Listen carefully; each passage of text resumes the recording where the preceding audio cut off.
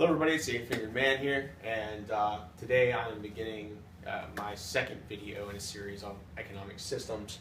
This is actually my umpteenth attempt at making this video, and the shortest one I have successfully completed has been about 20 minutes long. So, socialism is not going to happen in a single 5-minute video, so it's going to have to be a couple of videos. But for this first video, I want to distinguish the differences between socialism and communism, because a lot of people are still kind of under the impression that they're the same thing. So really, the reason why they're so easily confused is because socialism was born out of communism.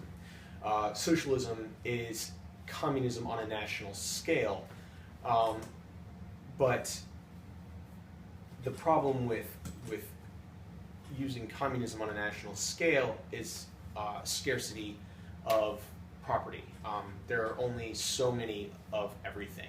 There's a finite amount of everything. There's a finite amount of, Superman DVDs. There's a finite amount of Xboxes. There's a finite amount of bread. There's a finite amount of carrots.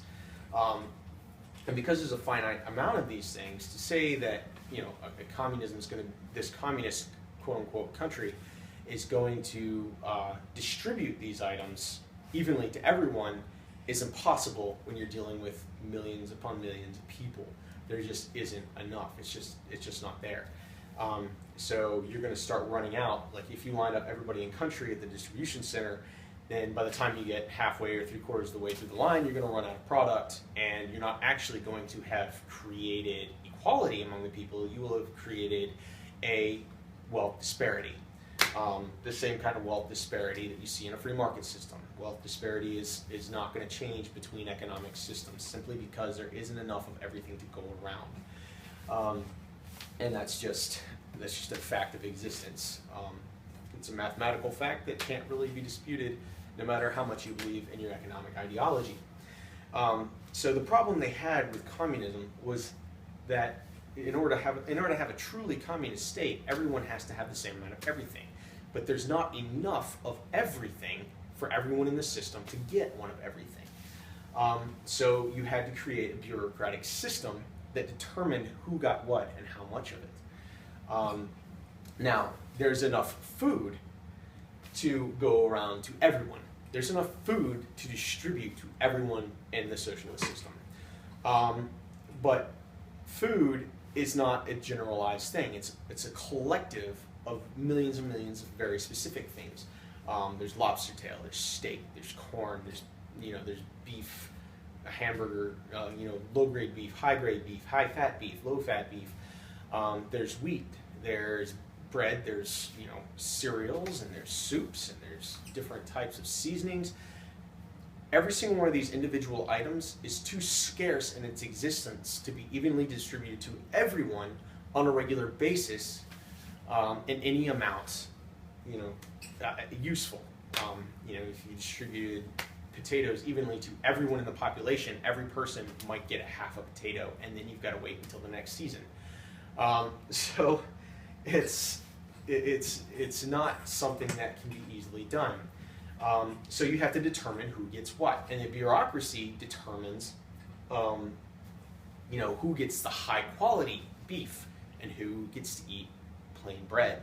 So, and because there's a natural wealth disparity, and the difference between that and a free market economic system is that instead of whoever has the most money gets the best quality, it's the person who is best in the pocket of the bureaucracy, the person that they most like for whatever reasons. It could be reasons of merit. It could be a person who has done more service than someone else.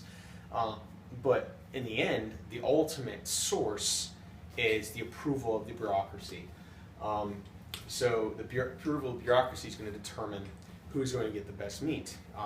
And generally, the best meat is going to go to members of the bureaucracy first, then people who they approve of, and then the people that they approve of who they approve of until that system runs out.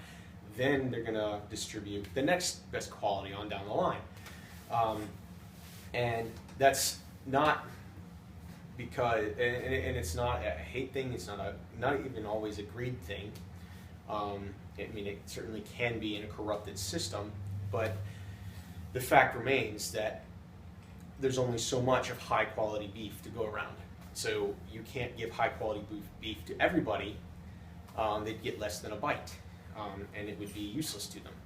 So, you know, you have to decide who gets what, and the bureaucracy decides that.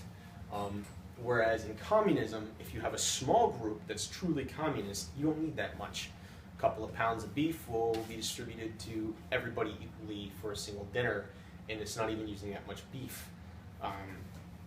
So the communism works a lot easier because it's a lot smaller, and it's not depending on, you know, provision from, you know, for a whole country. Raise a couple of cows, a couple of goats, a couple of chickens, and everybody's got enough milk, eggs, and beef, maybe, depending on how fast you can reproduce the beef. You know, but certain things, there's going to be the ability to reproduce it fast enough that everybody can have equal proportions.